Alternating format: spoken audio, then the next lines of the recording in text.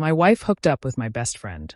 So, I got back at her by sleeping with her sister, took the cash, and handed her the divorce papers right at their hotel. I'm sitting here with a glass of bourbon in one hand and my signed divorce papers in the other. 6 months ago, I would have said I was the luckiest person alive. I had a beautiful wife, a thriving business, and a best friend from college who had been there for every major moment in my life. Today, I still feel lucky, but in a different sense. Lucky that I discovered the truth before wasting another decade on a deceitful partner.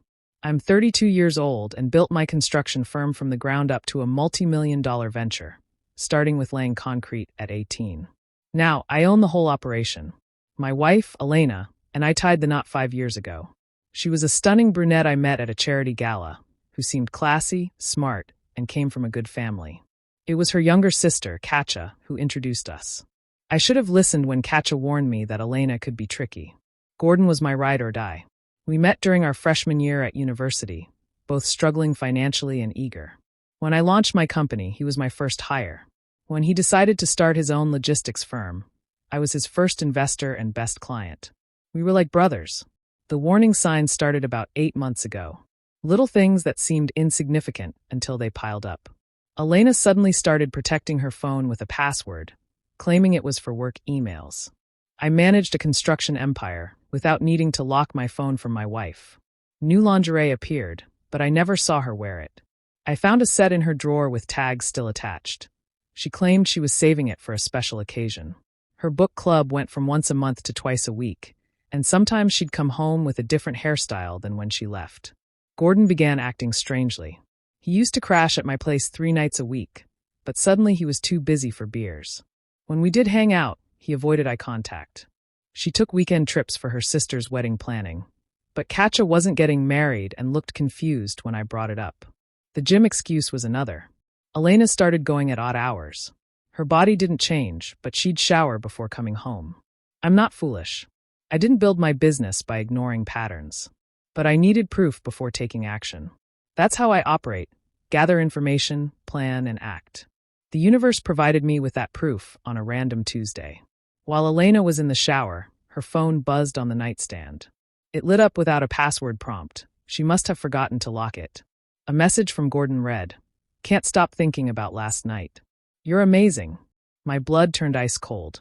I picked up her phone and scrolled through months of texts, pictures, and videos. My wife was with my best friend in what appeared to be his apartment. He was with her in ways she said she didn't enjoy with me. The most recent messages were alarming. "Elena, he's getting suspicious. Maybe we should slow down." "Gordon, forget that. I need you. Let's meet tomorrow for lunch." "Elena, same place." "Gordon, yeah, where that black set I bought you." I took screenshots of everything, saved them to my personal cloud, and deleted the evidence from her phone, returning it to its original spot. Then I poured myself a strong bourbon. Here's the difference between boys and men. Boys react, men respond. A boy would have barged into that bathroom, causing a scene and giving Elena the upper hand in court. A man devises an exit strategy. I hired a private investigator the next morning. Not some amateur, but a former FBI agent who specialized in infidelity cases. It cost me $10,000 up front, but it was the best investment I ever made. Within 2 weeks, he had all the evidence. Photos of them going in and out of hotels, credit card records showing Gordon buying her jewelry, restaurant receipts from their lunches, and video footage of them together in his car. It was clear this had been going on for at least 6 months. While the investigator worked, I got my affairs in order. I consulted the top divorce lawyer in the city and learned my prenup contained an infidelity clause. Elena would lose her claim to my business and only receive 25% of our marital assets if caught cheating. I opened offshore accounts and began moving money legally. Business profits were reinvested or sheltered. Joint accounts were drained for business expenses, and beneficiaries on everything were changed. I had property lawyers review our home ownership. I purchased it before marriage and kept it in my name. She had no claim. I set up hidden cameras in my house, legal in my state for your own property, and documented her spending. She had been using our joint credit cards for hotels and dinners with Gordon. During this time, I had to maintain my role as husband, going to dinners and being intimate when she initiated. I got tested immediately after discovery and thankfully, I was clean. She never suspected a thing. 3 weeks into my investigation, I contacted Katja. We had always gotten along. She was the opposite of Elena, an accomplished corporate lawyer who never asked for anything. She even called out her sister's materialistic tendencies. Katja had warned me before the wedding that Elena always wanted what she couldn't have. I asked Katja to meet for coffee somewhere Elena wouldn't go, a blue-collar diner near one of my construction sites.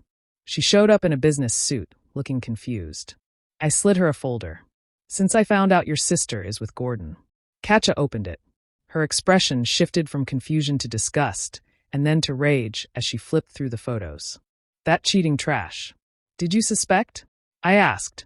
I suspected she was unfaithful but didn't know with whom. She closed the folder and pushed it back toward me. "What do you need from me?" "Information and a witness." Katja leaned back, studying me. She had the same green eyes as Elena, but hers radiated warmth. "You're planning something." "I'm planning to win." "Good. What do you need to know?" It turned out Katja had information. Elena had cheated in past relationships, showing a pattern of jumping from one guy to another before fully ending the previous relationship. She was even dating someone when we met, and she dumped him just a week later, calling me her upgrade. "She thinks Gordon is the latest model," Katja said, laughing. "Gordon is broke. His company is failing." Katja laughed again. "She doesn't realize he's pretending to be successful. That Mercedes he drives is leased, and that condo is rented. Elena thinks he's wealthy. The irony is beautiful. My cheating wife is leaving me for a broke man." We met 3 more times over the next 2 weeks. Katja fed me information about Elena's secret credit cards, her hidden Instagram account where she posted photos with Gordon, and conversations she had overheard. The 4th meeting changed everything. We were in her apartment, reviewing timeline details for the lawyer with a bottle of wine open. She wore jeans and a t-shirt, looking comfortable. Suddenly, she said, "I should have warned you harder." "You warned me enough." I didn't listen. "No, I mean I should have told you why I knew she would do this." She took a sip of wine. "She did the same thing to her college boyfriend with his roommate." "You're kidding." "Nope. She even tried to play the victim when he dumped her, claiming he was abusive." Katja met my eyes. "She actually told people he hit her." "He didn't, I was there. She just needed to be the victim. She'll do the same to you. Unless you control the narrative." "What do you suggest?" She bit her lip, and I could feel the tension. "You need something that makes her the clear villain. Something she can't spin." "Like what?" She set her wine glass down. "Like if she wasn't the only one cheating." The air shifted. We had been dancing around this for weeks, and the chemistry was palpable. "Katja, I've wanted you since before Elena," she said quietly. "But you were my sister's boyfriend, then husband. I kept my distance. But now, she's thrown you away for that piece of trash." I should have thought it through, considered the complications, but Katja was looking at me with those green eyes, and I could smell her perfume. My wife was somewhere with another man. I kissed her, and she kissed back like she had been waiting for this moment. We were intimate right there on her couch, then in her bed, and then in her shower. It was more than just revenge. It was years of suppressed desire finally bursting forth. She did things Elena never would, with enthusiasm that Elena lacked. Afterward, lying in her bed, she traced circles on my chest. "This complicates things." "Or simplifies them," I replied. "How do you figure?" "Now I have my own insurance. She can't play the victim if she wasn't the only one who strayed." "Mutual destruction, then?" "Something like that." I pulled her closer. "Plus, you're a witness now and have a vested interest in my side of the story." Katja sat up, her sheet slipping away. "You strategic trash. You planned this." "I planned to have someone, but I didn't plan for it to be you." I smiled, and she playfully hit me with a pillow before getting serious. "If we do this, if I help you expose her, there's no going back. She's my sister. She's also been deceitful to you and has used you as an alibi, disrespected your relationship with me." Katja nodded slowly. "When?" "In 2 weeks. They have a trip planned to a resort upstate." She told me it's a work conference. "It's not. Gordon booked it and charged it to his business card. My investigator has the receipts." Katja smiled, a predatory look on her face. "Perfect. What do you need me to do?" The plan was straightforward. I would follow them to the resort, catch them in the act, and serve papers. Katja would be there as a witness and provide her own affidavit regarding Elena's behavior. But first, I needed to finish my preparations. I wasn't just planning to divorce Elena. I was planning to ruin Gordon. His logistics company was reliant on my contracts. I was responsible for 60% of his revenue. Time to change that. I called my operations manager to start sourcing new logistics vendors. We're diversifying. Phase Gordon out over the next 2 weeks. Don't renew any contracts. That will cripple his business. I also called in some favors. Every construction company in the city learned that Gordon's firm was unreliable. Shipments going missing. Financial records looking suspicious. It's amazing how fast word spreads in our industry. Meanwhile, I kept up the act of a devoted husband, even stepping up my game with flowers, dinner dates, and telling Elena I wanted to work on our relationship. She lapped it up, likely laughing behind my back at how oblivious I was. The Thursday before their trip, I watched from the doorway as Elena packed. Work conference, huh? Looks like you're bringing a lot of lingerie for PowerPoint presentations. She laughed nervously. The hotel has a nice pool. Thought I'd soak up some sun after the sessions. Maybe I should come and make it a couple's getaway. Her face went pale. Oh, baby, I'd love that, but it's employees only. Very strict policy. What a shame. I walked over and kissed her neck. I'll miss you. She relaxed against me. Miss you too. It's only 2 nights. 2 nights, the last 2 nights she'd ever spend thinking she's won. On Friday, Elena left at noon, claiming she needed to pick up a coworker. I waited an hour, then took off with Katja. The resort was a boutique place with private cabins and a romantic vibe, perfect for cheating couples. I reserved a cabin next to theirs under an alias. We arrived before them and settled in, bringing cameras with good zoom lenses. Katja had her laptop ready to document everything. The process server was on standby in town. They arrived at 4 p.m. Watching them through the window was surreal. My wife and best friend were laughing, kissing, his hand on her waist as they walked to their cabin. Are you okay? Katja asked. Perfect. Just processing the visual confirmation. Need a distraction? We were intimate against the window overlooking their cabin. It felt fitting. That night, we could hear them through the wall. Elena was loud with him, which was funny since she'd always been quiet with me. Gordon was quick, lasting only about 3 minutes, also amusing since he always bragged about his stamina. Should we start documenting? Katja asked. Tomorrow. Let them settle in. We spent the night alternating between being intimate and strategizing. Katja brought her notary seal to prepare her affidavit right there. The investigator had sent more evidence, and everything was ready. On Saturday morning, they went to breakfast. We placed a small camera in their cabin's window frame. It was risky but worth it. We caught them coming back, undressing, and being intimate on the couch. Now, Katja asked. Now. I called the process server, and then we waited. At 2 p.m., they were at it again. I could see them through the window, Elena on top of him. The process server arrived, and I handed him the papers along with a $100 tip. Give me 2 minutes, then knock. Katja and I positioned ourselves for a clear view, my phone recording and hers ready too. 2 minutes went by, and then the knock came. They scrambled. Gordon called out, just a minute. But it was too late, the server had a key. The resort management was very cooperative when presented with evidence of adultery on their property. The door opened, and the server walked in just as Gordon was trying to cover Elena with a blanket. Elena Morrison. She froze, exposed and shocked. Yes, you've been served. He handed her the divorce papers, took a photo for confirmation, and left. That's when I walked in. Hello, honey. Gordon, she screamed, truly panicking. Gordon went pale, shrinking like a deflated balloon. What the F? That's my line, I said, holding up my phone, still recording. Baby, this isn't what it looks like. I can explain, Elena started. Explain what? How you've been with my best friend for 6 months. How you spent our money on this. It just happened. We didn't plan it. You planned it every time you texted her, booked a hotel, and told me a lie. I let the silence hang. How does bankruptcy feel? F you. No, that's Elena's job. Oh wait, you can't afford her anymore. Gordon hung up. Last I heard, he was moving back in with his parents in Jersey. The family fallout was beautiful. Katja hadn't lied. She told everyone. Elena's parents were furious with her. Her brother called her a disgrace. Her friends took sides, and most sided with me. Elena attempted to spin the story, claiming I was abusive and controlling, but Katja countered with evidence. She posted Elena's Instagram story showing her happy and shopping the day after her claims of abuse. It's hard to play the victim when you're posting selfies with shopping bags.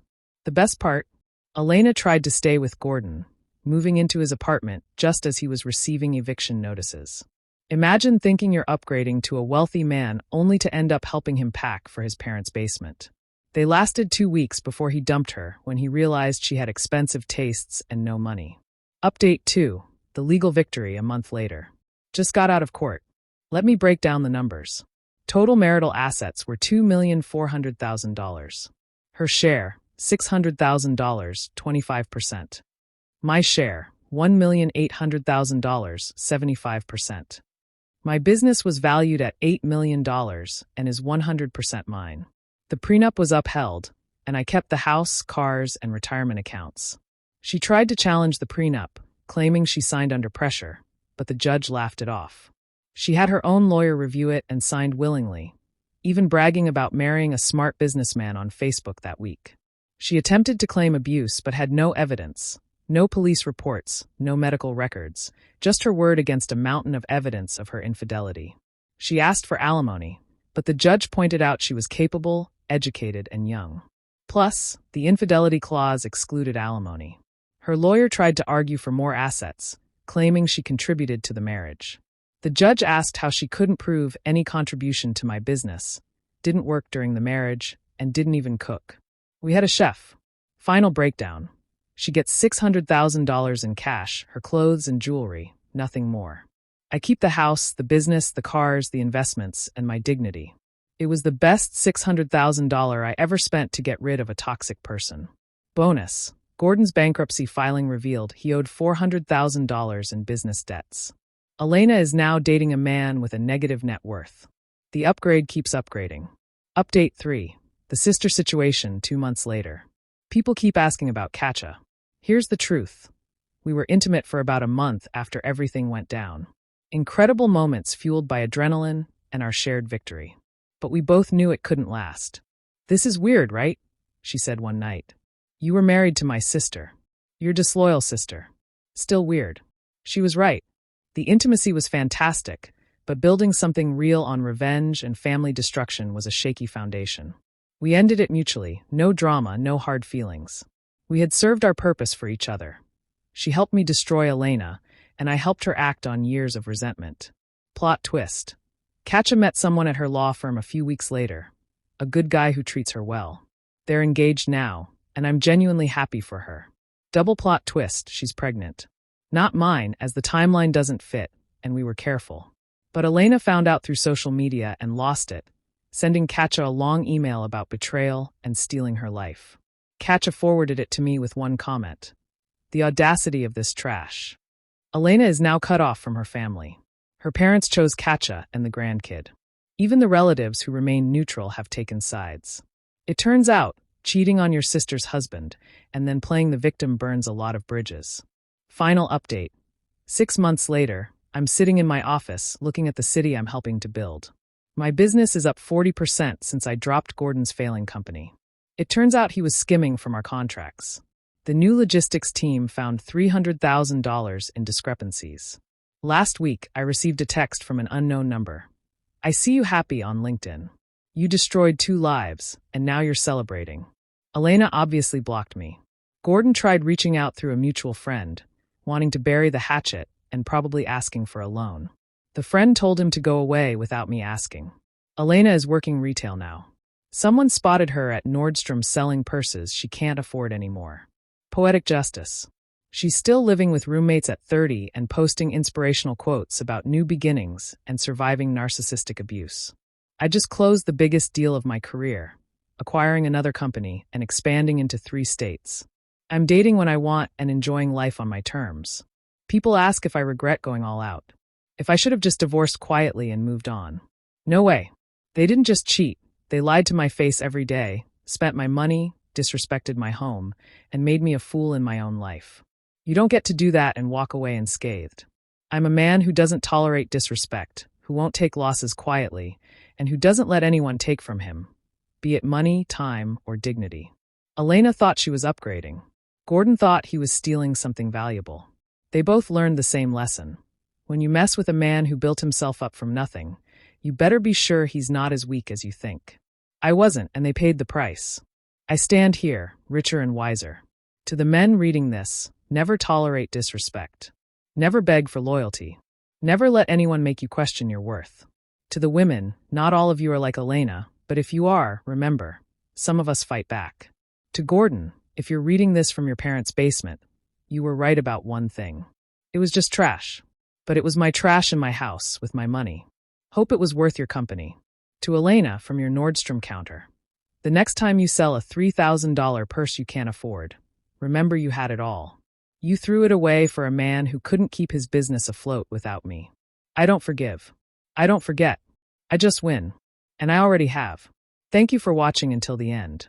If you enjoyed our videos, please don't forget to like, share, and subscribe.